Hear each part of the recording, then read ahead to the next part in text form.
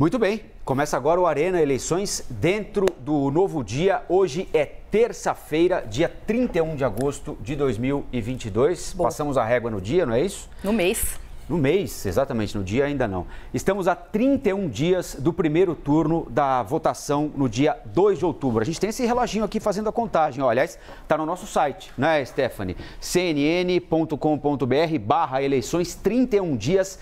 E daqui pouco mais de 22 horas estarão abertas as urnas em todo o país para o primeiro turno. E a gente está recebendo aqui o nosso timaço de analistas, de comentaristas, de repórteres também, que estão apurando coisa o tempo todo para trazer para a gente. E hoje nós contamos com presenças ilustres, assim como ontem, né, Stephanie? Como ontem, né? Se é bom, a gente repete. Vamos lá, vamos apresentar o nosso timaço, quem está aqui conosco hoje, cientista político Rafael Cortez, Boris Casoy, dispensa apresentações, mestre Boris Casoy, Thaís Herédia, que vai falar com a gente dos números da economia. Acabou de sair dado novo, né, Thaís? Acabou de sair o dado de desemprego, a taxa caiu para 9,1%.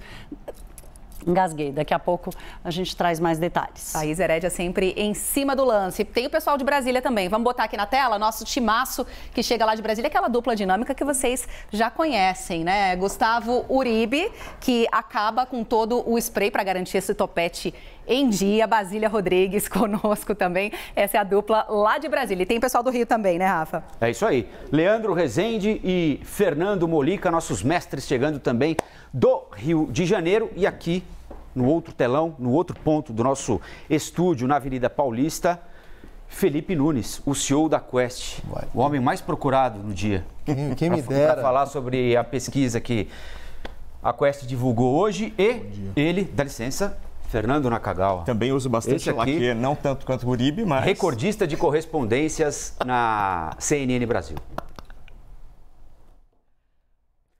Bom, e é com esse timaço que começa a partir de agora o Arena Eleições. Já vou passar a bola direto para lá, porque a gente já começa falando de pesquisa, né? Nova pesquisa Quest divulgada hoje. Vou me juntar ao time aqui também, para a gente já começar a destrinchar esses dados. Meu bom dia também, Felipe, Naka. Bom dia. Vamos lá? Vamos lá. Vamos embora. Os números são bem parecidos, né, Felipe? Acho que não teve muita alteração em comparação às outras pesquisas e até a última edição desse levantamento. Vamos mostrar antes? Vamos lá, vamos lá. Vamos mostrar antes, só para o pessoal que eventualmente não tenha visto, os números da intenção de votos para presidente dessa pesquisa.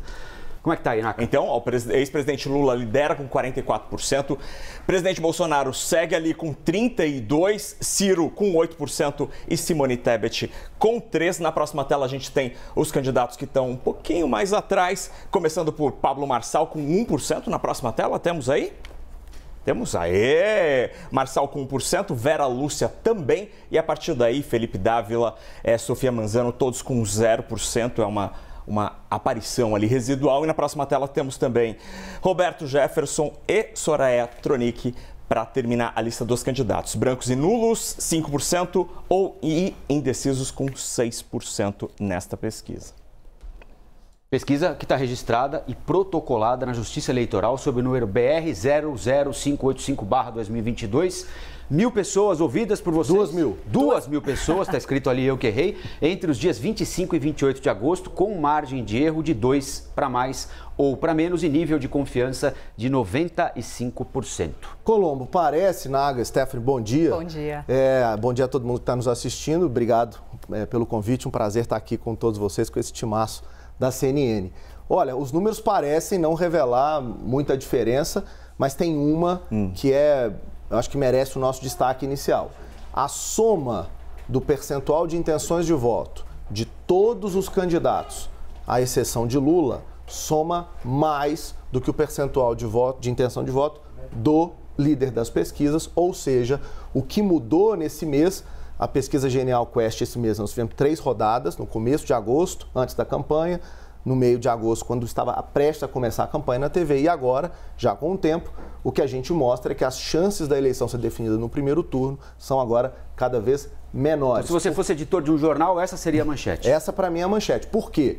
Porque o bom desempenho dos candidatos da terceira via até aqui, nesse começo da campanha, está dando fôlego para um crescimento deles. Eles estão sendo beneficiados pela pela aparição na televisão com horário político, por exemplo? No caso do Ciro, ele está sendo beneficiado por uma imagem positiva nas entrevistas, nas sabatinas, né? Isso é positivo para ele. No caso da Simone Tebet, ela está sendo conhecida, ela é uma candidata que tinha 80% de desconhecimento até aqui. Então a combinação de tudo isso, Colombo, Stephanie Naga, está gerando uma mudança no cenário significativo. A estratégia do PT até aqui era vencer no primeiro turno. Lembrando que o timing dessa pesquisa também pegou aquelas primeiras sabatinas lá do Jornal Nacional, mas ainda não pega o debate, né? Ainda não. Não, o campo terminou exatamente quando estava começando o debate, justamente para a gente ter na semana que vem o efeito do debate contabilizado. Muito bem. Antes da gente entrar de vez na pesquisa, analisar outros dados, vamos ali com o nosso time? Vamos lá. Porque foi exatamente, né? Vou já chamar aqui Fernando Molica, que está olhando os últimos dados, né? Ele sempre em cima. Molica, aquele bate-papo que a gente faz pouco antes de começar, você destacava exatamente isso que o Felipe Nunes vinha falando pra gente, né? Essa soma dos outros candidatos, quer dizer, vai apontando mesmo para um cenário de segundo turno, né?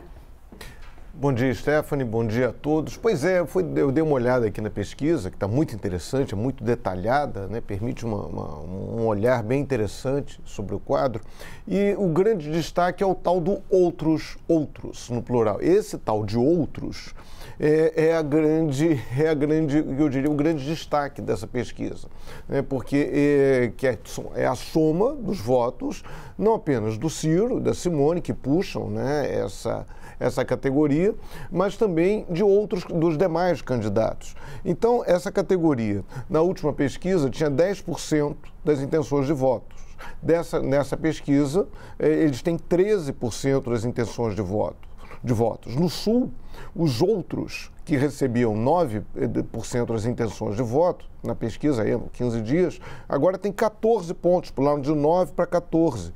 Entre o pessoal que tem curso superior, na outra pesquisa, na pesquisa anterior da Quest, 15% votariam em outros candidatos, não em Lula, não em Bolsonaro. Agora, de 15%, passaram para 18%. Entre os sem religião, de 10% para 16%. Então, entre os que reprovam o governo Bolsonaro, na pesquisa anterior, 14% não votariam nem em Lula, nem em Bolsonaro. Agora são 16%. Então, isso é um dado muito interessante, que talvez, houve o horário da televisão, vieram as entrevistas no Jornal Nacional, outros candidatos passaram a ser mais conhecidos. Aí o pessoal do nem, né, que não quem Lula nem Bolsonaro, se animou um pouquinho. Agora, tem um lado bom para o Lula e para o Bolsonaro.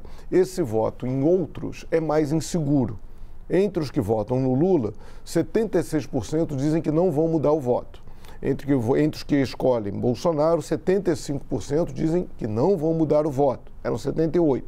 Entre o pessoal do outros, o índice, a possibilidade de mudança de voto é bem maior. Eles dizem que 65% estão com outros, mas podem mudar esse voto. Enfim, o foco é nos outros agora. Os outros são um grande foco, tanto de Lula quanto Jair Bolsonaro. Leandro, o pessoal está encontrando um caminho? O pessoal que não queria nenhum nem outro, a gente tanto falava nisso, né? Antes do começo da campanha propriamente dita.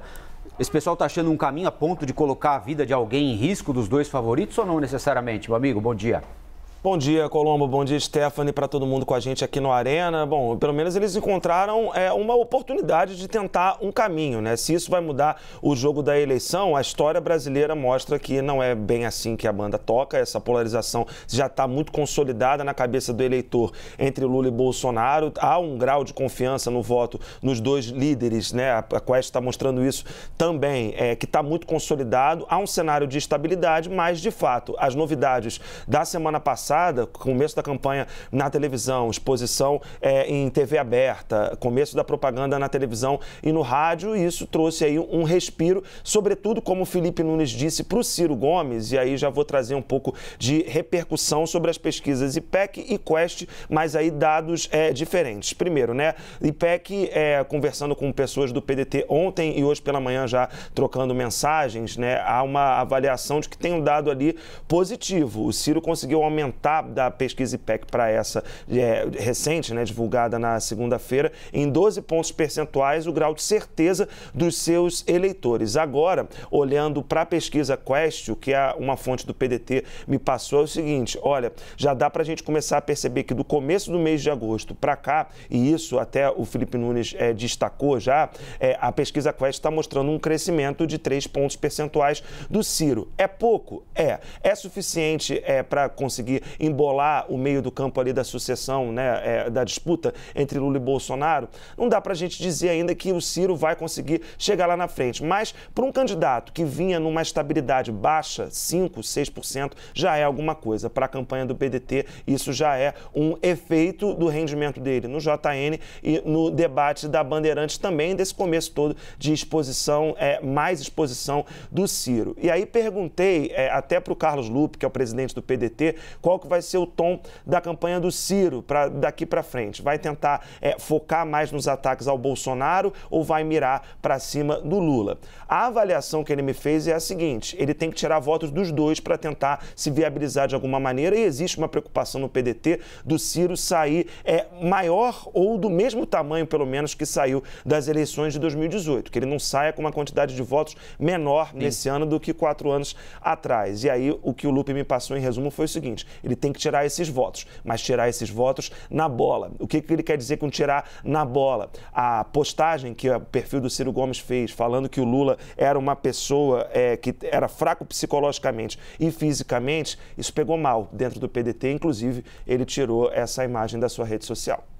Bom, Basília, Uribe, vocês são de casa, podem esperar um pouquinho mais. Vou passar a bola aqui para o pessoal que está presencialmente, tá? Aqui conosco. Thaís, Boris, Rafael Cortez aqui com a gente. Rafael, queria começar te ouvindo a respeito disso, né? Desse outros aparecendo no cenário com um crescimento maior na pontuação. E o que nos diz também, para aquele eleitor, né, mais básico assim, o que nos diz quando duas pesquisas trazem resultados tão semelhantes? Ontem tivemos IPEC, hoje Quest Genial, trazendo os dois primeiros colocados exatamente com a mesma pontuação, quer dizer, metodologias diferentes, resultados idênticos. Bom dia. Primeiro, bom dia, Stephanie, Rafael e todo o nosso time.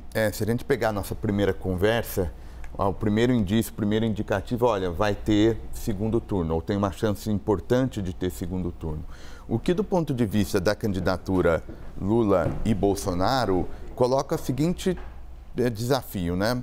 Se eles confiam que, de fato, vai ser uma mudança, um crescimento, uma movimentação relevante desses outros, né? Mas não a ponto de colocá-los fora do segundo turno, como é que essas candidaturas vão tratar o eleitor que hoje escolhe Ciro ou escolhe Simone Tebet ou qualquer um outro nome, né? A gente viu, por exemplo, no debate, o ex-presidente Lula já começar um flerte muito explícito, né, com esses dois nomes, por meio de elogios tanto a Simone quanto ao próprio Ciro Gomes. Então, em alguma medida, a gente já vai começar a assistir... Apesar de não ter recebido a troca, naturalmente, né? Porque não sou eu aqui, não vou cair nessa armadilha. Mas acho que esse é um ponto importante. Então, a gente deve continuar a ver uma eleição ainda mais radicalizada, porque tanto Lula quanto Bolsonaro têm pouco incentivo para bater, entre aspas, nesses outros, justamente para pensar no eleitorado no segundo turno, porque em alguma medida eles vão começar a precisar atrair esse eleitor numa disputa que pode ir para segundo turno. Boris, como você recebeu aí esses primeiros dados da Quest, hein? Tem uma coisa que a gente deve ressaltar, que a pesquisa foi feita entre 25 e 28, o que mostra que o debate aparentemente não foi captado pela pesquisa. Então, eu acho que essa pesquisa, neste momento, deixa a desejar em relação à nova realidade projetada a partir do debate. Mostrou que o Ciro é um ponto importante para haver segundo turno ou não. O restante que a gente está discutindo, eu acho que é uma questão de respeito a eles. Mas eles estão absolutamente fora. Eu não vejo a possibilidade, pelos números, pelas tendências, de que algum deles possa florescer e tentar alguma coisa em relação aos dois protagonistas. E eu acho que a discussão neste momento é se vai haver segundo turno ou não. Eu não aposto, eu acho que estão postas ainda a questão está posta a questão da publicidade eleitoral, sim, cuja repercussão a gente ainda não tem inteiramente. Eu acho que a pesquisa que deve ser apresentada pela Folha, pelo Datafolha amanhã, vai revelar com mais proximidade com a realidade o que está acontecendo. Eu acho essa pesquisa que nós estamos analisando hoje ainda prematura. Amanhã, sim, já capta o debate e capta grande parte da propaganda eleitoral no rádio e TV. Rafael Colombo, Boris Casoy já está ansioso pelos próximos resultados, olha aí. Todos nós, né? Todos nós. Aliás, tem IPESP para sair, tem Datafolha para sair amanhã também. O Datafolha já capturando tudo o que aconteceu até agora, inclusive uma parte das nossas sabatinas feitas todos os dias às 8 da noite pelo William Vac. Basília e Uribe, quero aproveitar aqui o entrosamento de vocês. O mérito de um bom técnico de futebol, e é isso que eu estou procurando fazer, é botar os craques para jogarem juntos. Em que posição pouco importa. Então, vocês têm alguns minutos aí para se virarem sozinhos e juntos para falar sobre as impressões de vocês sobre as pesquisas, conversando, trocando ideias. Bom dia de novo para vocês dois. Tudo bem, Colombo, Stephanie, mais uma vez. Bom dia a todo mundo que está aí com a gente nessa grande arena. Eu vou falar pouco para deixar um pouquinho também para o Uribe e a gente vai batendo aqui essa dobradinha.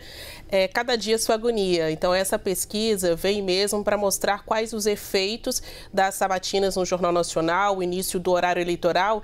Eu até avalio que também pode conseguir aferir aí os efeitos daquela operação contra empresários que foi identificada com o eleitorado bolsonarista, quando o Supremo Tribunal Federal vai recolher os celulares de empresários que estariam falando de golpe em um grupo de WhatsApp.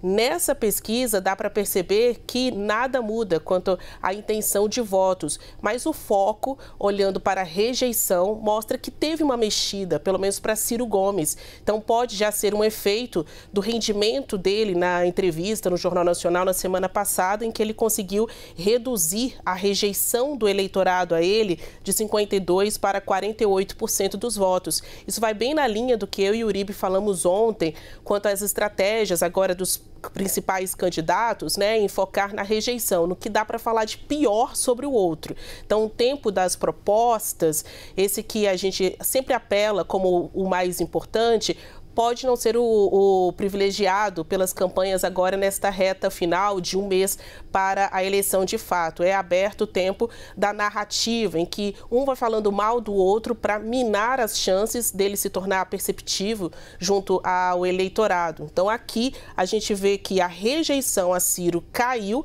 e isso deve acender alertas nas outras campanhas, porque isso aqui lá na frente pode mexer com um ou outro ponto percentual para os principais colocados, Lula e Bolsonaro. Noto também que o ex-presidente Luiz Inácio Lula da Silva se recuperou no sul do país, foi de 33% para 37%, e ali, dentre as regiões, era onde Bolsonaro surfava melhor do que Lula, na região sul. No caso, Lula está mostrando aqui que está conseguindo se recuperar ponto a ponto. E um outro destaque, mas a gente poderá falar ao longo aí do nosso Arena, que me chamou mais atenção, é o hábito de se informar pelas redes sociais, que deu um salto de um levantamento para o outro, a ponto de chegar ali e fazer sombra no hábito televisão. Então, esta é uma boa notícia para a campanha bolsonarista, porque os eleitores que se informam pelas redes sociais votam mais em Bolsonaro do que em Lula e nos outros candidatos. Então, neste caso aqui, levando em consideração a Quest, que bom que a gente está com o Felipe Nunes aí, vai poder perguntar para ele diretamente, a gente observa que os eleitores estão se informando cada vez mais pelas redes sociais, faltando muito pouco para as eleições, ainda que TV seja o veículo predominante, as redes tiveram um avanço. Uribe. Vamos lá, vamos aqui. Pelé, Garrincha, Marta e Formiga, duplinha dinâmica. Eu vou puxar pelo ponto do sul do país, porque as pesquisas internas do PL, do presidente Jair Bolsonaro, já apontavam uma recuperação de Lula. É por isso que o presidente Jair Bolsonaro praticamente vai virar cidadão gaúcho essa semana. Estará no Paraná, mas logo depois vai para o Rio Grande do Sul e fica até o próximo sábado. A questão é que, apesar da pesquisa mostrar uma tendência maior da disputa ser decidida no segundo turno, amargou um pouco a bebida do presidente, o tererê do presidente, em relação a alguns indícios apontados. Primeiro, a oscilação da rejeição do presidente vinha sendo negativa desde junho. A gente vê a primeira pesquisa Genial Quest da série histórica que aponta uma oscilação positiva desde junho, ou seja, aumentou a rejeição ao presidente. E há também uma queda da popularidade do presidente junto àquele eleitorado mais jovem, que chega de 16 até mais ou menos 34 anos. É um ponto que mostra que o presidente Jair Bolsonaro precisa falar mais com os jovens. E isso a campanha à reeleição tem se preparado mais. E aí há dois pontos que jogam uma água fria no Palácio do Planalto. Um deles, a estratégia central do presidente, que é sobre a corrupção, é ainda o quarto problema apontado pelos brasileiros como principal do país. Economia, pandemia, a questão social está bem à frente. Então é uma questão para se saber se vai colar mesmo o discurso do presidente Jair Bolsonaro contra Luiz Inácio Lula da Silva da corrupção e mais Auxílio Brasil. A gente estava falando ontem da questão da segunda parcela dos R$600 paga em setembro. A questão é que a estratégia de contraofensiva do PT, tentando dizer que é uma medida eleitoral, parece, pelo menos pela pesquisa Genial Quest, que tem feito algum efeito sobre o eleitorado que ganha o Auxílio Brasil. Por exemplo, para 76%, o aumento para R$600 ou diminui ou não faz diferença no voto ao presidente. E 66% do eleitorado aponta na pesquisa que já sabia ou que espera que o Auxílio Brasil voltará a ser de R$400 no ano que vem. Então isso mostra alguns pontos negativos que a campanha à reeleição de Jair Bolsonaro vai ter de sentar e repensar para tentar melhorar nas próximas pesquisas. Muito bom, dupla afinadíssima aqui de todas as manhãs do Novo Dia. Thaís, eu ia te chamar agora, mas eu recebi o recado aqui que o Fernando Nakagawa quer conversar com a gente. Vamos lá? Ah, é para eu ir também? Você também, claro. A gente vai falar de números, vai falar de economia. Eu não me sinto seguro para trocar ideia com o Naka a respeito de números, entendeu? Ah, sei. Você se sente inseguro. Eu me sinto inseguro. Eu queria que você fosse com a gente lá e fala essa. Trocasse uma ideia com o Naka. Aí você de número, Rafael Colombo, raiz quadrada, inseguro com qualquer tema. É um programa de humor, não é possível. O que é? Desemprego? Desemprego. Então, o número saiu agora há pouquinho. Ali, tá exatamente. O número acabou de sair agora há pouco. Thaís nos alertou e o número é positivo para o governo, porque a taxa de desemprego, Colombo, Thaís e Felipe, até o trimestre encerrado em julho caiu para 9,1%, estava em 10,5% no trimestre até abril. Há uma queda, mas essa queda foi ligeiramente pior do que o esperado pelo mercado financeiro, que estava esperando um desemprego em torno de 9%, 8,8%, portanto veio um pouquinho acima. Os números são positivos por quê? Porque o número de desempregados caiu ao patamar de 9,9 milhões. 9 milhões e 900 mil brasileiros estão sem ocupação. Atualmente é o menor patamar desde o trimestre encerrado em janeiro de 2016. É inquestionável que está havendo uma melhora no mercado de trabalho. Mas, Felipe, por que isso não chega necessariamente nas intenções de voto do presidente Bolsonaro? O mercado de trabalho está melhorando, teve Auxílio Brasil, Auxílio Caminhoneiro, Auxílio Taxista, uma série de medidas, mas aparentemente os números do presidente não melhoram. Naga, essa é a pergunta, porque a gente fica muitas vezes olhando para o placar do jogo, né, para as intenções de voto, mas o que a gente tenta fazer na pesquisa Genial Quest é trazer um pouco da sociologia eleitoral que nos ajuda a entender o cenário. E essa sua questão diz exatamente respeito a isso. Eu vou explicar por quê. No mesmo levantamento em que a gente mostra essa estabilidade, que a gente começou a discutir aqui, a gente também mostra dois elementos. Primeiro, as pessoas perceberam, na opinião delas, que os auxílios e as medidas econômicas, as bondades do governo, são medidas com efeito muito mais, com objetivo muito mais eleitoral do que, de fato, com medidas para ajudar as pessoas. A pesquisa traz, pelo segundo mês consecutivo, o indicador de que mais de 60% dos brasileiros acha que o presidente está fazendo isso para ganhar a eleição. Então, isso impede que esses benefícios sejam traduzidos em gratidão, que é a confiança que o voto precisa. Esse é um elemento. Agora, o segundo E esse mais específico, eu convido quem está nos assistindo a procurar isso no relatório, está lá na página 30 e tantos, né? A gente perguntou para as pessoas, você percebeu diminuição no preço da gasolina? Você percebeu diminuição no preço da energia elétrica e dos alimentos? E o mais interessante, naquilo que deveria pegar, ó, Thaís está ali com a tela na mão. Era meu destaque, era meu destaque. Então atrapalhei, Thaís. Vou parar aqui. Não, eu vou parar aqui. Aliás, vocês podem aproveitar. Mas o ponto, Thaís, é exatamente isso. Naquilo que é mais fundamental para o eleitor de baixa renda, que é o que está em disputa. Ou seja, traduzindo aqui, o pessoal ouve a gente falando aqui que houve deflação em junho, julho, agosto. Junho não, né? Julho e agosto, não é? Julho e agosto. Julho e agosto. Aí vai no supermercado e fala assim, bom, o Rafael e a Thaís estão vivendo em que mundo? É isso, Thaís? Isso. Talvez eles acreditem no NACA, a gente está com problema. Certamente, Não, aqui, Felipe, esse era um dos destaques, a gente inclusive deu esse destaque no CNN Money mais cedo, eu e Priscila Yasbeck, porque para 79% das pessoas não houve percepção na redução do preço dos alimentos. Então, assim, 80 e tantos por cento reduziu gasolina, 41% reduziu a conta de luz, ainda é menos do que quem não percebeu isso ainda. Então, mostrando que a redução da taxa de luz teve uma intensidade menor do que aquela percebida dos combustíveis. Agora, quase 80% das pessoas dizendo não ter percebido uma redução da inflação. Ontem saiu o IGPM, que é o Índice Geral de Preços do Atacado, que é calculado pela Fundação Getúlio Vargas, mostrando finalmente uma desaceleração inicial, um processo de desaceleração inicial dos alimentos. Aí, Felipe, eu devolvo a bola para você, porque essa correlação entre a renda, o IBGE, por exemplo, mostrou agora que houve uma recuperação da renda com relação ao trimestre anterior, mas com relação ao trimestre do ano passado ainda não, ainda tem uma perda. Então tem uma perda de renda, ainda tem uma percepção de inflação naquilo que pesa no orçamento das famílias de renda mais baixa, porque a gasolina não faz diferença para elas, que é o alimento, e ao mesmo tempo tem mais emprego. Então, eu queria entender como é que você acha que isso, a partir de agora, se isso de alguma forma, mesmo com essa percepção de que as medidas são eleitoreiras, se isso pode acomodar algum voto para Bolsonaro? A aposta do governo é toda, na minha avaliação, na combinação desses resultados, na criação de um cenário positivo para que o eleitor vá. É bom lembrar, faltam 31 dias para a eleição, as coisas estão só começando, né? Como assim? Não, tá só começando. Thaís, a gente se esquece, em 2018, vou fazer aqui um ponto rapidinho, em 2018, a primeira semana da eleição na TV, o Bolsonaro perdeu 6 pontos percentuais com os ataques da campanha negativa, principalmente do Alckmin a ele. Aí veio a facada e a coisa mudou completamente. Campanha eleitoral tem então, efeito... Mas aí vou te interromper aqui, porque é o seguinte, você está falando de um evento absolutamente fora de propósito, um crime que foi cometido contra um pré-candidato.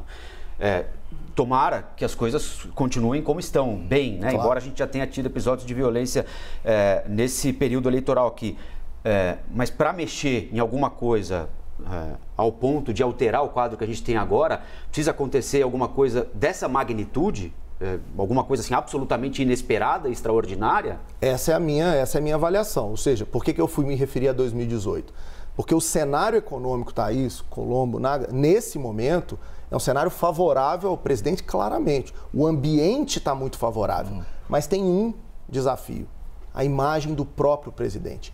Ele acumulou ao longo do seu mandato muita rejeição em um grupo que é fundamental nessa eleição, as mulheres. As mulheres que são o grupo com maior grau de indecisão nessa eleição. Ali vai se definir o processo eleitoral. Nesta pesquisa, na pesquisa Genial Quest que a gente está publicando hoje, a gente viu que parou de crescer a vantagem de Bolsonaro sobre Lula nos evangélicos. Então é como se ali já tivesse havido, né, ele já recuperou o que podia recuperar, e a distância com as mulheres e na renda baixa não diminuiu a vantagem de Lula. Então, Thaís, o cenário todo é positivo para o presidente. Isso é o que eu chamo de capital político. Ele está acumulando capital político. Se isso vai ser transferido em voto, vai depender da imagem, da capacidade do presidente de mudar a sua imagem perante o eleitor. O copo estava muito vazio para o presidente Bolsonaro. Muito. Agora encheu. Mas a imagem dele continua sendo uma imagem com maior rejeição do que os outros candidatos. Eu ia fazer uma brincadeira aqui, se capital político valia Pix, não. Mas ao que tudo indica, não. E tem um ponto importante dessa pesquisa de desemprego, que é mais um dado que acaba com a síndrome dos 2 dígitos, né? A inflação estava em 2 dígitos, o desemprego estava em 2 dígitos, a quantidade de pessoas desempregadas em 2 dígitos, agora, por enquanto, em 2 dígitos, a taxa de juros. Essa vai continuar alta mais tempo. E eu acho que esse também, de repente, pode ser algum freio na medida em que as pessoas tomam crédito. Dando uma travadinha na economia, né? A Stephanie Alves ocupou seu lugar enquanto você veio para cá. Thaís, posso voltar? Você Vamos deve voltar. Conhecer aquela... Até já. Aquela frasezinha que diz assim, ó, saiu no vento, perdeu o assento. Você que é de Minas, Brasília. Eu não fui para Portugal, mas eu também não quero perder meu lugar.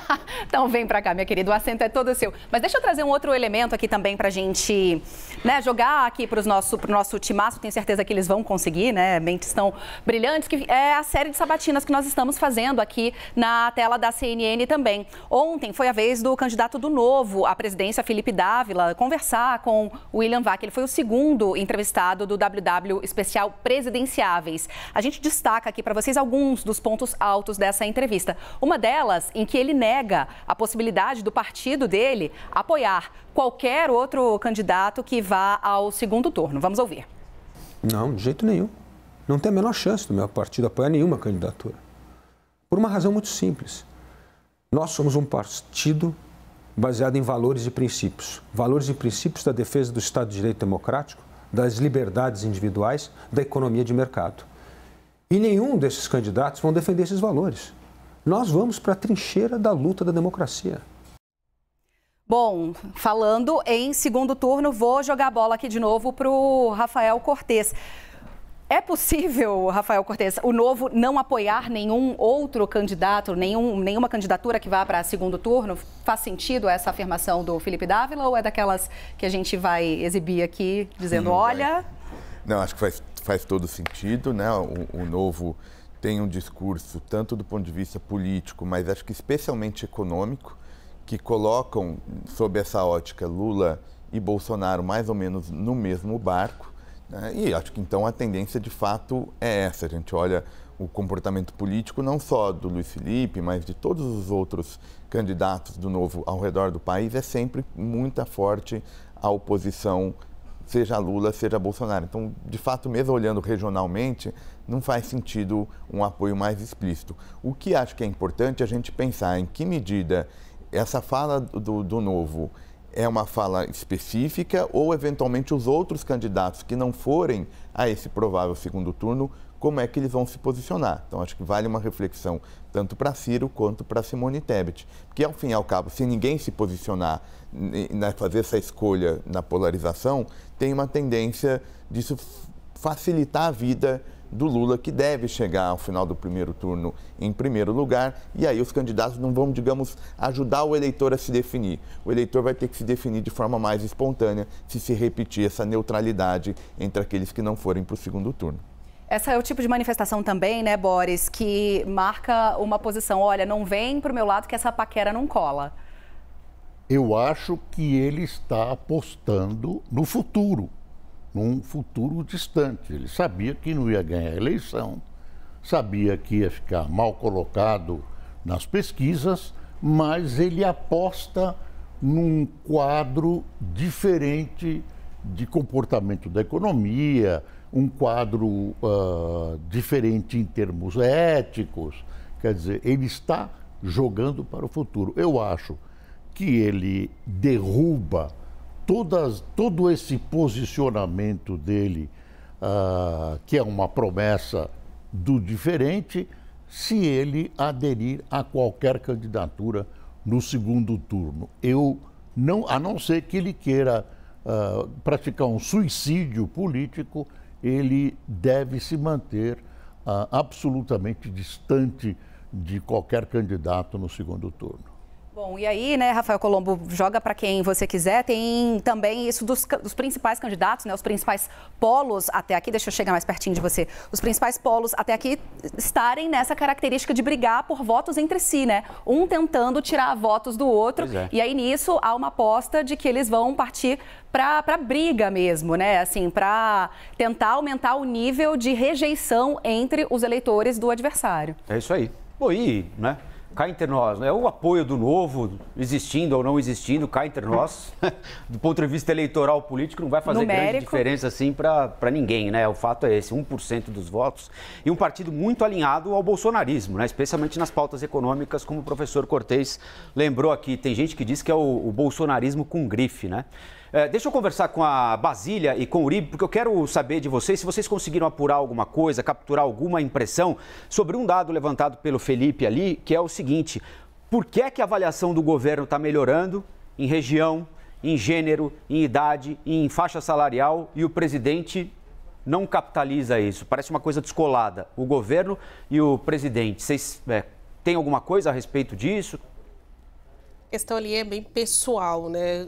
Os eleitores conseguem ter uma boa relação, uma boa avaliação sobre o governo. A gente vê que é a melhor avaliação do governo de 1 ano e meio para cá, mas quando a pergunta é sobre Jair Bolsonaro, não sobre o governo Bolsonaro, a mesma percepção não se traduz em votos. Então, a presença, né, a influência do presidente Jair Bolsonaro é negativa para ele mesmo na hora de aquisição de votos, né, de considerações mais positivas junto ao eleitorado. O eleitorado está vendo que o governo pagou auxílios, tanto para caminhoneiros, taxistas, o próprio reajuste no Auxílio Brasil, mas isso não significa voto. Pelo menos não até aqui, faltando um mês para estas eleições. Mas só para continuar nesse papo aí sobre Minas Gerais, de fato o Novo, ele não faz muita diferença para a base aliada de nenhum governo, porque é uma bancada muito pequena, né? É um partido novo, literalmente falando. Tentou as eleições com o João Amoedo, agora está com Felipe Dávila, mas a gente tem aí como palco da sigla Minas Gerais. Então, há sim uma questão estratégica importante, porque o partido comanda o segundo maior colégio eleitoral brasileiro e que é o fiel da balança, o que faz diferença para a soma de votos à presidência da República. Aquele candidato que vence em Minas, historicamente, vence nacionalmente também. Ali, Romeu Zema optou por uma candidatura independente, né? Se descolou do bolsonarismo para conseguir construir a própria candidatura. Mas, eventualmente, numa eleição de segundo turno, se ele vencer mesmo em primeiro turno ao governo local, eventualmente, numa eleição à presidência da República em segundo turno, é o tipo de contato, é o tipo de apoio do qual o presidente Jair Bolsonaro correrá atrás. A gente lembra que Minas Gerais tem uma negociação direta com o governo federal quanto ao pagamento das dívidas, né? Já foi autorizado aí pelo Supremo Tribunal Federal, a exemplo de outros estados, como o Rio de Janeiro, a fechar aquele pagamento especial. A Herédia que fala mais pontualmente disso. Ela entende tudo de economia, né? Mas quando a gente fala de renegociação das dívidas, aquele programa especial de pagamento das dívidas, Minas Gerais também terá isso junto à União. Recentemente, Zema esteve aqui em Brasília para se reunir com o presidente Jair Bolsonaro no Palácio do Planalto. Então, quando o assunto é eleição em Minas, o Zema está indo sozinho, cabeceando, né, as bolas aí e conseguindo se sair bem. Mas quando o assunto é institucional, ele está aqui em Brasília conversando com o presidente Jair Bolsonaro, por isso que auxiliares do presidente dizem que é uma pessoa que vai exercer apoio importante no eventual segundo turno das eleições à presidência da República. Então, neste aspecto, o Novo tem seu quê de importância. Só tem um aspecto, né, Uribe, que assim, a eleição em Minas... até esse momento, provavelmente vai ser definido em primeiro turno, né? E aí, no segundo turno, o Zema vai estar em casa, né? Ele só vai sair de lá se ele quiser, né? É aí que mora o perigo. É justamente por isso que o Palácio Planalto está torcendo, fazendo figa, rezando para Nossa Senhora Aparecida para jogar para o segundo turno. Porque se for no primeiro turno, rei morto é rei posto. A possibilidade de Luiz Inácio Lula da Silva vencer as eleições faz com que Zema já vá para uma atitude de tentar renegociar a dívida com o novo presidente. Por isso que o Palácio Planalto quer uma disputa de segundo turno, porque obrigaria Zema a apoiar e dar palanque para Jair Bolsonaro. Lançou-se Carlos Viana, senador do MDB, agora do PL, de Jair Bolsonaro, para tentar realmente dividir votos de Zema e lançar para o segundo turno. O problema é que Carlos Viana pontuou na última pesquisa IPEC, divulgada ontem, 3%. Então é um percentual muito baixo para jogar essa disputa para frente. Bom, já vou voltar ali para o outro ponto do nosso estúdio agora. Quero voltar a conversar com o Felipe Nunes, está aqui com a gente hoje. Felipe, você traz essa pesquisa com alguns recortes muito interessantes. Já vou puxar o carretel da linha que a gente deixou lá atrás com a Basília Rodrigues, mostrando o crescimento do número de eleitores que se informam através das redes sociais, né? Fernando Nakagawa está aqui também, tem propriedade para falar sobre esse assunto. A gente viu essa pesquisa já com as primeiras sabatinas do Jornal Nacional, ainda não tem o recorte depois do primeiro debate, primeiro confronto entre os presidenciáveis na televisão, mas já as sabatinas do Jornal Nacional. Ainda assim, o eleitor está aqui na televisão e está aqui no celular. E isso é uma tendência. Então, Stephanie, eu queria esclarecer esse ponto que é importante. E hoje, ao longo do dia, a gente vai publicar alguns recortes especiais sobre o efeito das sabatinas e das entrevistas, em especial da entrevista no Jornal Nacional. Teve uma audiência muito grande, então a gente resolveu fazer um estudo específico sobre isso, já convidando as pessoas a prestar atenção. À tarde a gente deve soltar esses números. Mas todos. Stephanie, o relevante aí é que há um fenômeno novo que a gente não pode ignorar, que é o da complementação da TV com as redes sociais. As pessoas hoje estão consumindo conteúdo produzido pela televisão, mas elas comentam, debatem, sentem a temperatura olhando para como seus amigos no WhatsApp falam, como é que a sua família discute esses assuntos nas redes sociais, seus amigos. Ou seja, esse efeito é combinado, né? Um elemento complementa o outro. É o efeito do que a gente chama de política pop, da política do entretenimento, em que você está em busca de não só informação, mas também de se entreter com o que está acontecendo. A pesquisa, acho que a Basília trouxe isso muito atenta, como sempre. Nessa pesquisa, a gente percebeu um salto do percentual de pessoas que diz que nessa eleição vai se informar sobre política nas redes, quase no mesmo patamar da televisão. Essa é uma mudança de paradigma. Felipe, nas últimas eleições a gente já viu um fenômeno parecido, né? O presidente Jair Bolsonaro com pouquíssimo tempo de televisão, mas nas redes sociais ecoava bastante, né? O que ele dizia, o que os seus apoiadores diziam. Para essas eleições, quem se dá melhor diante desse cenário? Agora do eleitor ali atento à telinha também. Nas nossas pesquisas, nessas que a gente tem publicado, né, Genial Quest mensal, o eleitor que está mais atento à rede social vota muito mais em Bolsonaro do que em Lula. Enquanto que o eleitor que se informa pela televisão vota muito mais em Lula do que em Bolsonaro. Ou seja, está aí uma notícia positiva, como muito bem ressaltou Basília, para o presidente. Se a disputa se der, né, nas redes, o presidente tem vantagem significativa. E o ex-presidente Lula trouxe André Janones como sendo um ativo nessa frente. Pode alterar esse jogo de um dos efeitos que a gente mediu nessa pesquisa foi exatamente o percentual de gente que conhece, que sabe, que se informou sobre a ideia de que o auxílio vai acabar em dezembro. Todo mundo acompanhou, a CNN deu muito bem esse assunto em primeira mão. A live do ex-presidente com o Janones falando do assunto. A pesquisa mostra que o assunto, essa ideia de que o eleitor... as pessoas não estavam informadas de que o auxílio ia acabar em dezembro, e o Janones teve um papel fundamental em trazer essa informação, essa polêmica e misturar ali o meio de campo. Eu acho que isso foi fundamental. Perfeito, análise. Jogo para você aí, Rafa. Aliás, eu queria só pegar esse gancho do Felipe, que está falando sobre o Auxílio Brasil, e trazer aqui para o Leandro e para o Molica. Há esse argumento, né? O deputado André Janones, desde que desistiu da candidatura, tem sido muito frequente nas redes sociais, lembrando que o auxílio de 600, segundo o governo Bolsonaro, termina agora em dezembro. O presidente Jair Bolsonaro disse que vai continuar, mas hoje chegou o orçamento ao Congresso com R$400. Que efeito vocês acham que isso pode ter nesse aspecto lembrado aí pelo Felipe, essa insegurança das pessoas? Olha, ele está falando 600, mas até agora só garantiram 400, Leandro?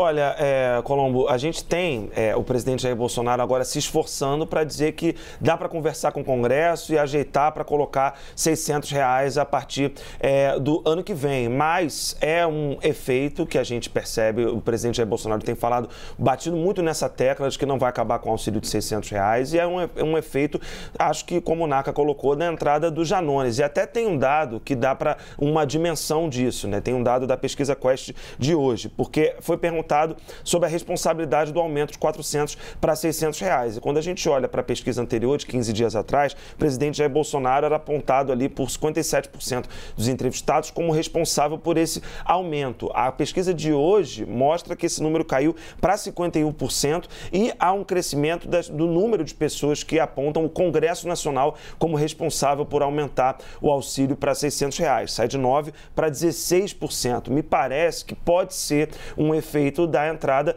do André Janones, né? Porque ele tem um alcance muito grande nas redes sociais, sobretudo no Facebook, e tem batido muito nessa tecla de quem colocou o Auxílio Brasil no valor de R$600 foi o Congresso Nacional. Esse é um dado que me parece importante, como também me parece interessante, acho que os colegas também já trataram um pouco disso, o fato do derrame de dinheiro da PEC dos auxílios não ter produzido um efeito no eleitorado mais pobre, que foi esse eleitorado que o presidente Jair Bolsonaro buscou, mas tem um cenário de estabilidade. O ex-presidente Lula continua liderando nesse segmento da população que ganha ali até 2 salários mínimos, que são naturalmente beneficiados pelo Auxílio Brasil, apesar do conhecimento do programa, apesar do conhecimento de que foi o presidente Jair Bolsonaro ali que patrocinou a medida, como o Felipe colocou, há uma avaliação de que foi, enfim, tarde demais, só para tentar ganhar a eleição e reverter esses votos mais pobres. E aí, Molica? Não, é aquela história, como diz na tradição do jogo do bicho aqui no Rio, vale o escrito, né? Vale o escrito. Vinha lá impresso no talãozinho, vale o escrito. E aí, o que está escrito na proposta de orçamento para o ano que vem é que o Auxílio Brasil vai voltar a ser de R$400. Aí o presidente Bolsonaro tenta dar uma rebolada, diz que não, que ele vai usar o dinheiro da venda das estatais, mas em tese o dinheiro de venda das estatais não pode ser usado para pagamento de despesas correntes, né? Aquelas despesas que se prolongam ao longo do tempo. Então ele não deu ainda uma explicação, já que ele vai manter em 600, porque o seu governo mandou para o Congresso uma proposta de 400. E isso cria uma confusão ali na cabeça das pessoas, né? E outro ponto interessante é que a pesquisa também perguntou que com o aumento do Auxílio Brasil, se isso fez aumentar ou diminuir as chances de votar em Bolsonaro. E a maioria botou que diminuiu, né? 35% disseram que o aumento do Auxílio Brasil fez com que essas pessoas diminuísse a chance dessas pessoas votar em Jair Bolsonaro. E só 22% disseram que o aumento fez com que suas chances aumentassem. Agora, um ponto que eu queria ressaltar muito, eu já tinha falado isso ontem, mas a Quest reforça isso. A Quest já vinha apontando que Lula ganhava nesse segmento de 2 a 5 salários mínimos. Bem, a classe média, né? Foca muito ali na classe média brasileira. Já a pesquisa do IPEC diz que o Lula virou. Estava perdendo nessa faixa e ganhou. Ontem eu conversei com a presidente do PT, a Gleisi Hoffmann, e ela comemorou muito esse dado dessa virada do PT, segundo o IPEC, nas pessoas entre 2 a 5 salários mínimos, e hoje deve estar mais feliz ainda com a ampliação da vantagem do Lula nessa faixa de 2 a 5. Porque na eleição passada, em 2018, essa classe média foi fundamental para a vitória do Bolsonaro. O Haddad ganhou, as pesquisas mostravam que ele ganhava entre os mais pobres, até 2 salários mínimos, mas perdia de goleada. A pesquisa do Ibope, às vésperas do segundo turno, no dia 27 de outubro, deu que Bolsonaro tinha 55% das preferências contra 33% das preferências de Haddad entre as pessoas que ganham de 2 a 5 salários mínimos. E agora, a pesquisa Quest mostra que o candidato do PT, Lula, tem 41 a 35 nessa faixa. E essa é uma faixa muito importante, é aquela faixa que está ali no meio da sociedade brasileira. Ela é menor do que o número de pessoas que ganha até 2 salários mínimos, né? Mas ela é muito relevante. Então, esse dado, essa média da classe média de 2 a 5 é algo que foi muito comemorado pelo PT. Eu falei com a Gleisi Hoffmann, repito, e é algo que aponta por uma estabilidade do PT. Essa classe que conversa com os dois lados.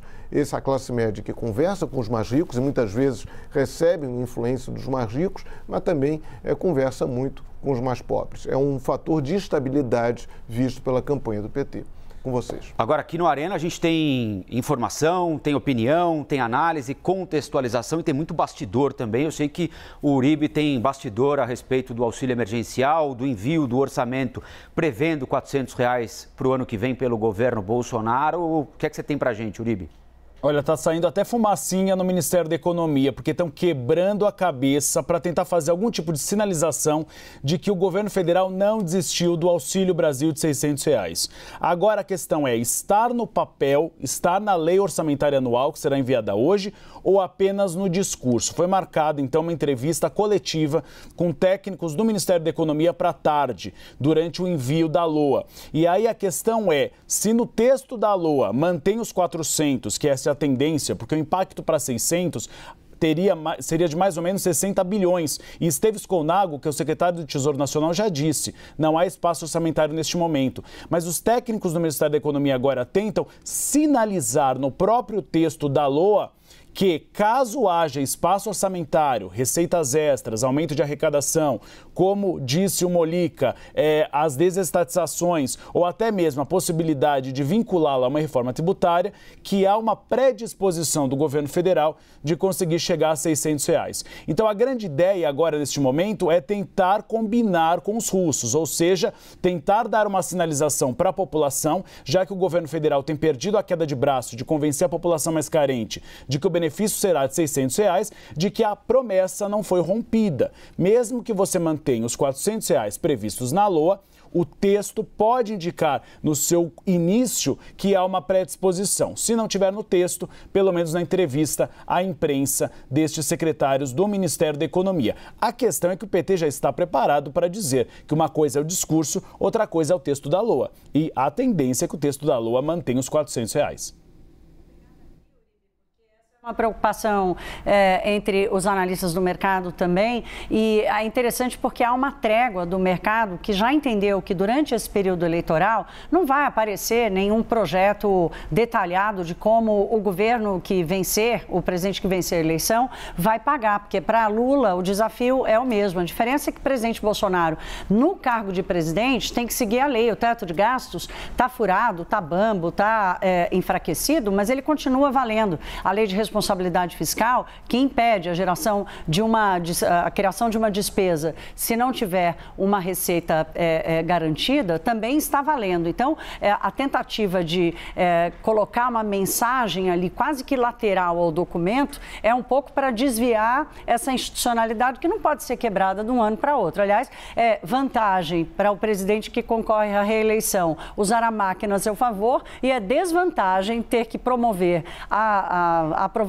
de um orçamento de um ano que ele pode ou não estar na cadeira no ano seguinte da reeleição. O que está claro, ontem, por exemplo, um dos secretários do Paulo Guedes, na entrevista que davam e explicavam o resultado de agosto, disse que o Tesouro Nacional, o governo pensa em criar uma nova meta, que vai respeitar o teto de gastos, mas se a dívida cair, gasta um pouco mais. Quer dizer, há pílulas de ideias, mas não há detalhes e nem ainda o arcabouço legal mesmo. Como é que vai se dar isso? Onde é que tem que mexer na Constituição? Vai mexer na lei de responsabilidade fiscal, mas em que ponto dela? Qual é a flexibilidade? E, no final das contas, qual é a âncora, né? Porque senão o navio desgarra. E aí, Boris? Senti? Eu acho muito difícil politicamente não ser mantida a promessa, tanto pelo Lula como pelo Bolsonaro. O Bolsonaro tem uma vantagem, acho que foi você que colocou ontem, ele já está pagando. Então, a promessa dele está, de alguma maneira, promessa. O efeito de que ele paga se estende, se ele for eleito, a continuidade disso. Ele ganha credibilidade. Eu acho que vai ser feito um arranjo. Qualquer arranjo, eu acho que o Congresso vai colaborar, ninguém no Congresso vai votar contra essa possibilidade dos R$600. Eu acho que, feliz ou infelizmente para o país, os R$600 serão mantidos. Agora, hoje, as colunas de alguns jornais, eu acho que a Mônica Bergamo, na Folha, traz uma novidade. Eu acho que é um balão de ensaio, que o ex-governador de São Paulo, Geraldo Alckmin, poderá ser o ministro da Economia se Lula for eleito. É um anestesista. Sim. É um anestesista, uma boa situação profissional que ele tem, uma boa promessa de um anestesista no Ministério da Economia. Agora a nossa economia esteja precisando de vitamina, né? E não de anestesia agora, né?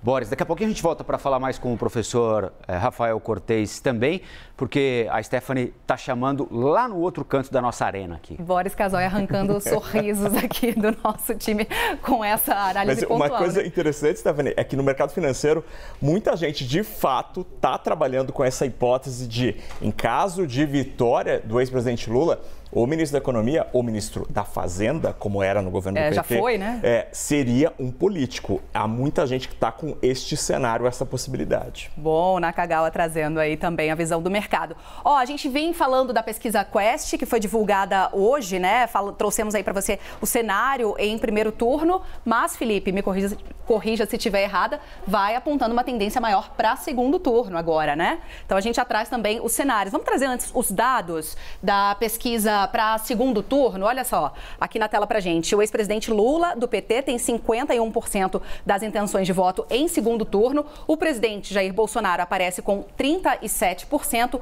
Brancos, nulos, não vou votar, somam 9%. E os indecisos, 4%, essa é a pesquisa para segundo turno. Só trazer aqui, né, que a gente é obrigado a fazer, a pesquisa foi registrada, protocolada na Justiça Eleitoral, sob o número BR 00585/2022. Foram ouvidas 2.000 pessoas entre os dias 25 e 28 de agosto. A margem de erro da pesquisa é de 2 pontos percentuais para mais ou para menos e o nível de confiança é de 95%. Felipe, aqui pouquíssima movimentação desde as últimas pesquisas, aliás, as duas últimas pesquisas do mês de agosto já, né? 51 era 38 na última pesquisa do Jair Bolsonaro. Tem oscilações aqui dentro da margem de erro. Dentro da margem de erro. Felipe, eu queria que você trouxesse essa análise para a gente. Estamos aqui há 31 dias das eleições. São movimentações dentro da margem, mas a gente vai vendo um achatamento dessa distância, né? Mais importante do que isso, Stephanie, a gente até aqui falou muito sobre as questões da racionalidade da eleição, ou seja, o efeito que a economia tem sobre as intenções de voto. Eu queria aproveitar o quadro de segundo turno para falar sobre outro aspecto que a pesquisa também mensura, que é o aspecto da afetividade. Vou explicar o que é. Essa é uma eleição, como todo mundo já sabe, que parece um cometa Halley, passa de vez em quando na Terra, que é dois presidentes se enfrentando, né? Isso é raro no mundo inteiro, não só no Brasil. Quando dois presidentes se enfrentam, o que está em jogo é quem merece a segunda chance, porque ambos já tiveram a primeira chance. Sim. Então, quem vai merecer a segunda chance do eleitor? Nessa pesquisa, o Bolsonaro está próximo de 44, 43 pontos de gente dizendo que ele merece a segunda chance e Lula 53% dizendo que ele merece a segunda chance. Ou seja, nesse quadro, Stephanie, a gente está vendo que Lula continua com vantagem, por isso ainda vencendo no segundo turno, né, essa distância, mas apontando no sentido de que o Bolsonaro pode crescer mais. Afinal de contas, as intenções de voto dele hoje estão menores do que o percentual de gente que diz que ele merece uma segunda chance. E o que pode ser mais interessante ainda para a gente apontar num cenário de aproximação que pode vir, Stephanie, é que quando a gente pergunta para o eleitor, você tem mais medo do quê? Medo é um indicador importantíssimo em eleição, porque tem a ver com rejeição. Você tem medo da continuidade desse governo ou você tem medo da volta do PT? E o que a gente vê nesta pesquisa é que está mais ou menos estável esse indicador, mas muito mais próximo do que as intenções de voto. Ou seja, Stephanie, na minha avaliação, a gente caminha por um primeiro turno mais achatado, mais próximo entre Lula e Bolsonaro, mas essa diferença vai aumentar no segundo turno. Por quê? Porque o voto de Ciro e o voto de Tebet fundamentalmente ou quase que majoritariamente vai para Lula no segundo turno, o que explica essa vantagem. Mas aqui. Sobre essa ideia de segunda chance, isso quer dizer que vai vencer na urna em outubro quem vender a ideia de uma esperança de um amanhã melhor e não do que foi feito até agora? Essa é uma eleição de 2 presidentes que já tiveram oportunidade de fazer algo. Lula acertou e errou, Bolsonaro acertou e errou. Os dois tiveram sua chance de acertar e errar, e o eleitor sabe disso. Então, na urna, na minha avaliação, tanto quanto a questão econômica, tanto quanto esses indicadores que a gente discutiu, vai pesar aquilo que para o eleitor é quem vai, de fato, ser capaz de resolver o meu principal problema, que hoje é a economia, para quem eu vou dar essa segunda chance. Isso é um indicador que a gente tem que acompanhar daqui até o final dessa eleição. No fundo, se resume a isso, né? Quem comunica melhor com o coração do eleitor. Muito bem, vamos falar um pouquinho com o professor Rafael Cortes. Professor, esse cenário aí de segundo turno mostra que o ex-presidente Lula fica com, pelo menos por enquanto, né, a maior parte dos votos daqueles que eventualmente não votaram nele, né, procuraram Ciro, Tebet ou não votaram em ninguém. Na comparação com o presidente Bolsonaro. E aí vem o presidente Bolsonaro com uma estratégia que ele já desenhou desde o início do debate da Band, ele começa a recuperar a Operação Lava Jato, o depoimento do Palocci. Ele, ao mesmo momento em que dá aquela declaração já preparada no debate, dispara nas redes sociais o trecho com o ex-ministro da Fazenda, Antônio Palocci, falando o que Bolsonaro disse contra Lula no debate. Ou seja, tem uma estratégia aí também, claro, né, de aumentar a rejeição ao PT e aumentar a rejeição ao ex-presidente Lula, recuperando os casos de corrupção da gestão do ex-presidente Lula. Esse é o caminho para o presidente Jair Bolsonaro? É possível que ele não consiga reduzir a rejeição a ele, mas ele pode ser beneficiado aumentando a rejeição do adversário ou não necessariamente? Em tese, sim, né? Em tese, sim, Rafael. Eu acho que o desafio aqui é que tem uma espécie de uma contradição nessa estratégia que você mencionou do presidente Bolsonaro. Em boa medida, essa necessidade de ter que desgastar o adversário, e sobretudo um adversário que tem um grau de popularidade muito alta, é que isso quase vai contratando rejeição adicional. Porque vai por alguns caminhos que são caminhos tortuosos para determinados segmentos ouvirem. Por exemplo, a gente mencionou aqui a questão feminina, da maneira como isso é colocado no debate. Então, uma parte dessa estratégia, eventualmente, pode até ganhar marginalmente um bom desempenho em termos de rejeição, mas possivelmente está contratando que esse voto, que não é Lula nem Bolsonaro, vá majoritariamente para o Lula ou, eventualmente, vá no branco e nulo, o que também beneficiaria... Mas ele não pode recriar aquele ambiente de 18? Isso é... Eu acho pouco provável. Eu acho que a resposta para isso vai passar pelo que a Thaís entende bem, que é a economia. Ela, inclusive, chamou atenção numa passagem, dizendo, olha, o mercado, de alguma maneira, colocou o pé no freio, dizendo, olha, não dá para esperar muita outra coisa de bom aqui da eleição, não vamos precificar um risco tão alto. Então tem uma dissonância, se a gente reparar, entre análise fiscal, tudo isso que a gente vai falando, e olha para o mercado e está essa mil maravilhas, assim, é muito dissonante. Eu acho que é isso que pode ajudar o presidente, é o comportamento econômico e aí também facilitando um discurso político. Se a gente olhar um tempo atrás, a ideia é que a economia ia ser muito pior. Em parte, essa eleição é mais apertada porque a economia está melhorando e está surpreendendo positivamente. E acho que até isso tem muito a dizer no seguinte sentido, até onde vai essa paciência, né? O que os agentes do mercado estão esperando para eventualmente dar um gatilho para risco maior ou vão permanecer isso até o final da campanha?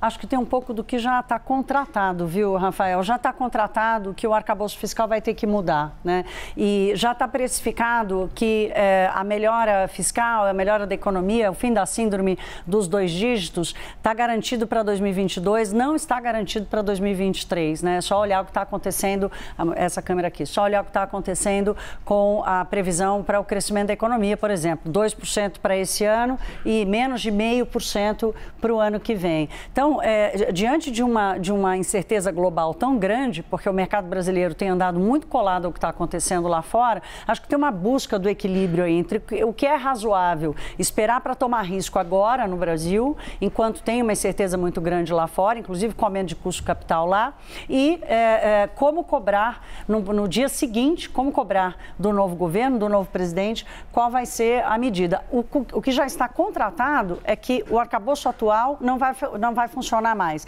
Ninguém mais espera que as regras sejam mantidas como estão, até pelo que o Boris colocou aqui, que os R$600 vão ter que se manter, as desonerações vão ter que se manter, o reajuste do imposto de renda, se ele não for feito, pelo menos minimamente, as pessoas que ganham a menor renda no Brasil vão passar a pagar imposto de renda, quer dizer, isso não faz sentido. Então tem uma mudança que faz sentido, que o próprio mercado, mesmo aqueles mais liberais, vamos dizer assim, já entenderam que vai precisar ser feita. A questão é a conta. Ontem, acho que eu citei aqui, não sei se foi aqui ou no live, um estudo do Gabriel Barros, que é economista-chefe da Rio Asset, que ele fez uma analogia, Boris, muito interessante. Ele recorreu ao URV para dizer, olha, nós precisamos de uma URV fiscal. Ou seja, o Brasil precisa pensar num modelo, o novo governo precisa pensar num modelo em que a transição dessa regra que não funciona mais, ela vai precisar ser previsível, ela vai precisar contar com a adesão da sociedade, como foi a URV na época da implantação do Plano Real, entendeu, Rafael? Então, acho que é mais ou menos esse o contrato pré-assinado. Inclusive, o Boris citou numa passagem bem pontualmente, de eventualmente o mercado trabalhar a ideia com o Alckmin sendo ministro da Economia ou da Fazenda. Então, a despeito da sua profissão, se isso se materializar, provavelmente teremos champanhes abertos se eventualmente nesse cenário do Lula ganhando. Seria um nome que cairia muito bem para o mercado. Lembra quem seria o ministro da Fazenda de Alckmin? Aí eu queria fazer uma pergunta para o Boris. Boris, né? É conveniente colocar o vice como ministro da Fazenda? Como é que você demite o vice do Ministério da Fazenda? Eu acho que a situação em que o Lula está colocado nesse momento recomenda, se isso é um mal, dos males o menor. Quer dizer, o Geraldo Alckmin seria uma boa surpresa para o mercado. E não seria nenhuma agressão. Quer dizer, certas áreas do PT vão resistir, que imaginam que a gente vai caminhar para uma economia totalmente estatizante. Bom, lembram que o Joaquim Levy sofreu quando foi ministro da Economia ou da Fazenda na gestão Dilma, né? Mas era outro momento. Né? Não, era outro momento e quer dizer, o Joaquim Levy recebeu uma missão e, na verdade, ele foi boicotado. A missão dele, ele desenvolveu até com qualidade a proposta que era até uma proposta do Lula. Eu não vejo o Lula, eu vejo o Lula calminho, se ele for eleito. Eu não vejo nenhuma atitude agressiva. Agora eu pergunto, a gente está falando de mercado, será que a população que vai votar é sensível a tudo isso? É sensível ao supermercado. Não ao mercado. Exatamente. Né? Quer dizer, aí não há que a população, não, vamos ver o orçamento do ano que vem. Aloas. Está colocado no orçamento, não está colocado. Não, o professor falou em R$600, o Bolsonaro falou. Como? O Lula falou também. Quer dizer, tem um gap aí, uma distância muito grande entre o que nós estamos falando e analisando e a cabeça da maioria dos eleitores. O que o eleitor olha? Cadê o meu? Cadê o meu na economia? Eu vou poder continuar abastecendo o meu carrinho enfim, para onde vai minha conta de luz? É mais simples. E é uma questão psicossocial. Que carro pega? Que a população vai querer naquele instante? Depois tem uma teoria que eu gosto, que são as ondas sucessivas que se criam, né? O que pega, que carro pega e as ondas sucessivas que acabam consagrando o voto. É a teoria da pedra no lago, não é isso? Você joga pedra e ela vai formando ondas. Isso. Não, em 2015, né, que eles lembraram aqui agora, 2014 era um ano que o desemprego estava em 6%, os preços estavam baixos, estavam com controle de preço do combustível, da luz, do dólar, até os juros estava segurando, e 2015, de repente, a conta de luz subiu 50%, 60%, em alguns estados chegou a subir 80%. Então, foi o chamado estelionato eleitoral, né, porque passou o dia seguinte aquela propaganda que era a Marina Silva com o Banco Central Independente tirando a comida do prato das pessoas, virou a realidade da própria presidente Dilma Rousseff, que demitiu Manteiga pela imprensa, né? E chega Joaquim Levy, um outsider completo. Então, acho que o Boris toca no ponto essencial. Eu costumo dizer, viu, Boris? Banco Central bom, Ministério da Fazenda bom, é aquele que ninguém nem sabe onde fica, nem quem é o nome de quem está lá. Pois é. E aí, Stephanie? E aí? Bom, vou passar a régua aqui nessas discussões sobre segundo turno. Uribe quer falar? Não, antes de eu passar a régua, pediu a vez, falou, hein, Uribe? Só uma observação, eles estão falando de Geraldo Alckmin. Geraldo Alckmin provavelmente vai ter algum cargo ministerial, provavelmente o Ministério da Agricultura. Me disseram, uma fonte petista me disse há alguns dias que gato escaldado tem medo de água fria. Deixou-se um vice decorativo que acabou aí articulando o impeachment. Então que Lula não vai cometer o mesmo erro e vai dar alguma função para Geraldo Alckmin. Não no Ministério da Economia, mas pelo menos no Ministério da Agricultura. Cabeça vazia é a oficina do diabo, já dizia minha avó, né? Não deixe o vice desocupado, né, Uribe? Sempre trazendo bastidor aqui quentinho pra gente. Vou trazer mais um trecho do que disse ontem o candidato do Novo à presidência da República, Felipe Dávila. Ele foi o segundo a participar do WW Especial Presidenciáveis e analisou, também falou, né, mais um a falar sobre essa relação aí do Poder Executivo com o Judiciário. Ele criticou aquelas decisões monocráticas, que são as decisões solitárias, né, de apenas um ministro quando não passa pelo colegiado, e prometeu, inclusive, acabar com as sessões da TV Justiça, que são transmitidas, mostrando aí as decisões desses ministros. Vamos ver. Temos de reformar o judiciário. Todo mundo acha que o judiciário é intocável. Primeira reforma, acabar com medidas monocráticas do Supremo. Isso é um absurdo. O Supremo, em qualquer corte do mundo, é um órgão colegiado. É a manifestação de um colegiado. Não é o voluntarismo de uma pessoa. Aliás, as reformas políticas no Brasil têm que acabar com o voluntarismo do presidente do Congresso, do presidente da República e do Supremo. Isso é um absurdo total. Você tem que falar nos autos. Nos autos que o juiz se manifesta. Não é dando entrevista, não é em decisões monocráticas.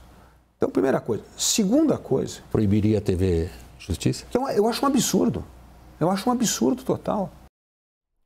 Bom, Molica, Leandro, gostaria de ouvi-los também sobre esse trechinho aí da entrevista que a gente destacou. Lembrando que Simone Tebet já tinha participado na segunda-feira da sabatina com William Vac e também, né, mais uma vez, muito incômoda essa relação entre os três poderes. Quando fala de orçamento, fica na mão do legislativo. Quando fala naquelas decisões importantes também, as coisas acabam sendo judicializadas demais. Isso é uma preocupação para os pré-candidatos mesmo? Gostaria de ouvi-los, vocês vão na ordem que vocês quiserem. Fiquem à vontade.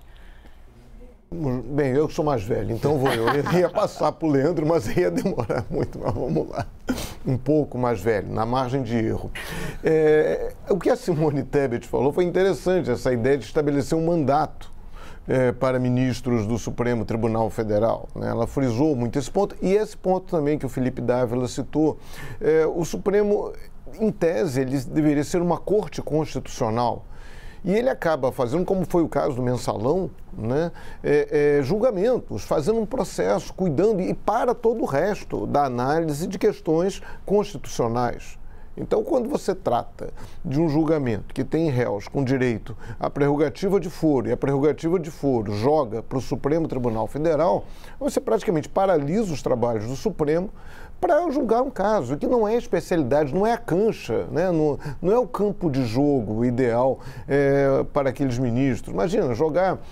o julgamento criminal é meio jogo de várzea, né? Aquele negócio ali de canelada, aí os caras vêm com aquela capa toda, até atrapalha o desempenho em campo. Mas é uma boa discussão. Essa proposta aí do Felipe Dávila de não transmitir as sessões, isso muita gente critica, que fala que isso gera vaidade entre ministros, gera ali uma lógica meio de pavão ali para os ministros do Supremo, só que ela tem a ver com a ideia da publicidade da justiça. né, os processos são públicos, com a óbvia exceção daqueles que correm em sigilo, né, é acaciano isso, mas são públicos. E a televisão é o momento de você que a justiça presta contas à população. Mas, enfim, é boa essa discussão. Né? E como você citou, Stephanie, discutir a questão dos poderes. Tem essa história do orçamento secreto, que é fundamental no momento em que o Congresso Nacional acaba usurpando funções que são do Poder Executivo, que são do presidente da República e de seus ministros. Então, hoje, boa parte do orçamento está na mão do Congresso Nacional. Lula está se batendo muito contra isso. O problema vai ser tirar da mão do Congresso Nacional o que ele já tem, como o Uribe lembrou outro dia, né? Os caras se acostumaram a comer filé mignon, não vão querer comer carne de frango. E, bem, a população do jeito que está, adoraria estar comendo carne de frango de qualquer jeito. Ô Molica, eu tô conversando aqui contigo, o pessoal deve ter me visto rindo aqui na câmera que a gente está, é porque eu tô vendo um bate-papo ali entre o Uribe e a Basília. Vou perguntar para os dois já se tem algo que eles queiram dividir com a classe. Mas antes, seguindo a regra, vai você, Leandro. Andem na linha aí, meus colegas de Brasília. Stephanie tá aqui, aqui, botando a gente, último, né? botando a gente na linha. Aqui. Mas, para além das sugestões do Felipe Dávila, né, que o Molica fez uma avaliação pra gente, acho que tem um ponto que me parece maior, no que Simone Tebet disse pro VAC também, no que a gente viu, a própria Simone Tebet abrindo o debate ali da Band, falando sobre a relação entre os poderes, toda hora se volta o tema do orçamento secreto. Me parece que uma das questões desse ano, das eleições desse ano, é ver como os candidatos, e aí inclui até o presidente Jair Bolsonaro, né, que é o incumbente, está buscando a reeleição, mas é uma sugestão de um outro pacto de relação entre os poderes, porque do jeito que está, é difícil de ficar numa situação pior, né? Vários candidatos têm apontado essa interferência de um poder no outro. Ciro já falou isso, Lula já falou isso, Bolsonaro não preciso nem dizer, né? Ele diz muitas vezes que é impedido de governar por conta de decisões do Supremo Tribunal Federal. Não é normal uma democracia ter um presidente que ataque tanto a Suprema Corte e a Corte Eleitoral, como o caso do presidente Jair Bolsonaro. A gente tem visto isso nos últimos 4 anos, sobretudo a partir de 2020, quando o presidente tenta nomear um diretor-geral da Polícia Federal, Alexandre Ramagem, Alexandre de Moraes, impede, o Supremo referenda, e daí a gente vê essa escalada de tensão que ainda não podemos dizer que saímos dela. Então, me parece, o Felipe Dávila colocou isso para o VAC também, mas olhando para esse conjunto de manifestações que a gente vai observar na campanha e, sobretudo, a partir de 2023, seja lá quem for eleito, mais uma tentativa de se criar um outro pacto de relação entre o Executivo com o Congresso nas moldes do orçamento secreto. É evidente que o Congresso vai fazer força para que tudo se mantenha como está e que o Congresso aumente ainda mais a sua influência, seu poder sobre a vida federal, né, sobre a vida do país. E com relação ao STF Judiciário, é de fato uma tentativa ali de vários candidatos já falaram na necessidade de você colocar cada um no seu quadrado, né, para que a gente não tenha tanta tensão institucional como a gente tem visto nos últimos anos. E aí, Duplinha, estava vendo esse tricô de vocês, se tem poderes em que não há desarmonia, em que não há desequilíbrio entre vocês dois, né? É um tal de vai você, não, fala você, quem é que traz, afinal de contas? A gente estava fofocando aqui que ontem o Uribe falou da dança da motinha pro Colombo. A câmera até faz um movimento pro Colombo, mas ele não esboça reação nenhuma. Então acho que não houve uma identificação com a música, com o ritmo ainda. Não, agora falando sério aqui, o Uribe tem notícia. Não, a gente estava falando do papel das primeiras damas, que nós comentamos ontem, que elas devem ter agora, nesses próximos dias, papéis importantes, e a estreia na televisão. Rosângela da Silva, a Janja, mulher de Lula, já apareceu num frame na primeira propaganda de Luiz Inácio Lula da Silva durante o casamento com ele. E a estratégia é suavizar a imagem de Lula, e não só isso. Houve uma percepção na sociedade de que depois de ser preso, Lula saiu da cadeia e poderia ter rancor, e governar o país com rancor. Então, é uma estratégia bem elaborada de mostrar que ele até mesmo casou, ou seja, de que ele vem como Lulinha Paz e Amor do diálogo, essa estratégia. E Janja deve estrear essa semana nos palanques eletrônicos, com um discurso focado para as mulheres mais humildes e uma lembrança sobre o período do PT, mais ou menos parecido do que fez ontem Michele Bolsonaro, que foi ao ar para falar com as mulheres pobres do Nordeste sobre a transposição do Rio São Francisco. Sempre importante falar, a transposição do Rio São Francisco começou na gestão de Luiz Inácio Lula da Silva e estava mais de 90% pronta quando Jair Bolsonaro a pegou e a concluiu. Mas as pesquisas internas do PL apontam que o eleitor nordestino identifica duas bandeiras com Jair Bolsonaro: Auxílio Brasil e também transposição do Rio São Francisco. Por isso que isso está sendo aproveitado. E a Basília tem mais detalhes a respeito de Michele Bolsonaro. Essa busca pela apropriação de bandeiras, né, em relação ao ex-presidente Luiz Inácio Lula da Silva, falar da transposição do Rio São Francisco é uma obra já pensada, né, há décadas, mas que teve um avanço durante o governo de Lula, mas Bolsonaro, por uma conveniência do momento, né, pelo momento histórico, a conclusão se deu no governo dele. O que os estrategistas de Bolsonaro dizem é que, apesar disso, ele não tem conseguido se apropriar, de fato, dessa bandeira. Agora que a gente tem cada vez mais cristalizada, polarizada essa situação, há uma comparação de governos. A disputa entre Lula e Bolsonaro impõe uma comparação, uma disputa de governos.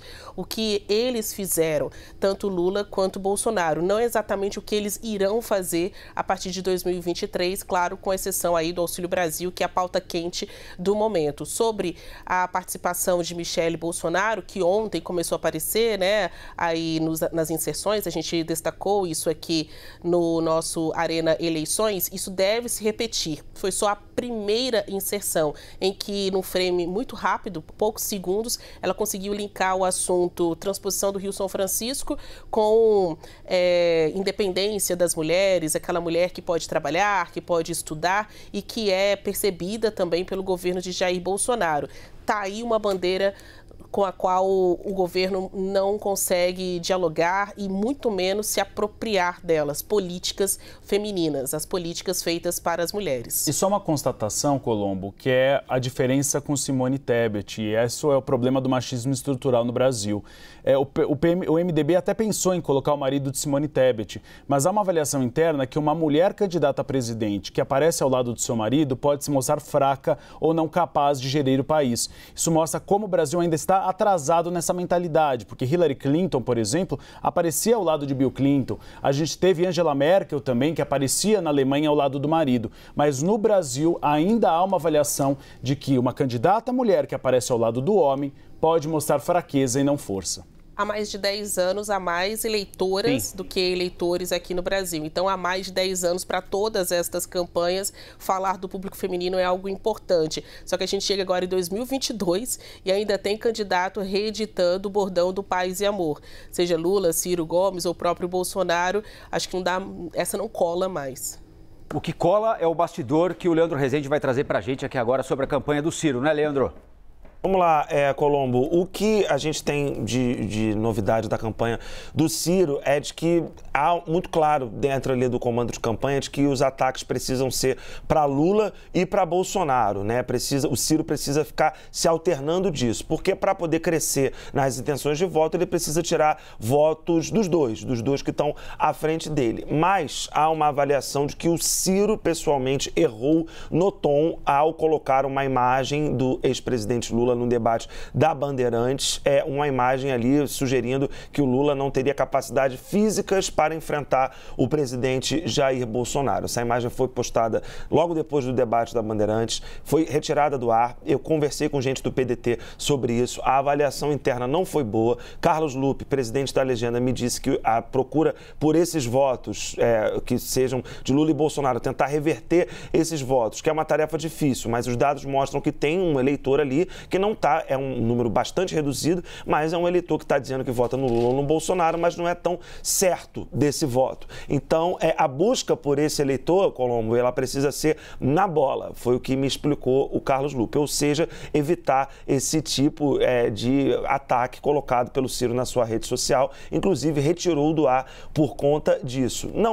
Nada disso é à toa, porque como Felipe Nunes mais cedo trouxe aqui pra gente, a maior parte dos eleitores do Ciro, num segundo turno, estarão com o ex-presidente Lula. PDT já esteve no governo, Carlos Lupe já foi ministro dos governos do PT. Então, por mais que a relação entre o PDT, Lupe, Ciro e Lula esteja muito estremecida, num eventual segundo turno, num eventual terceiro mandato, muito provável que todo mundo continue caminhando junto. Vai, Molica, 45 segundos.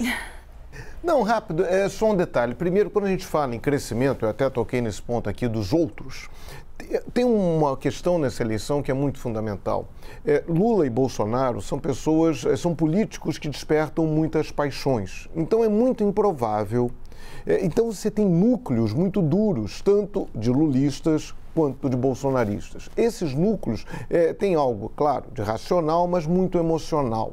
É muito improvável que algum outro candidato, mesmo que o Ciro cresça, mesmo que a Simone dispare, é muito difícil que eles abalem esse núcleo mais duro de Lula ou Bolsonaro e tirem um do segundo turno. Essa é uma aposta, é muito provável que haja um segundo turno, mas muito improvável que esse segundo turno não seja entre Lula e Bolsonaro.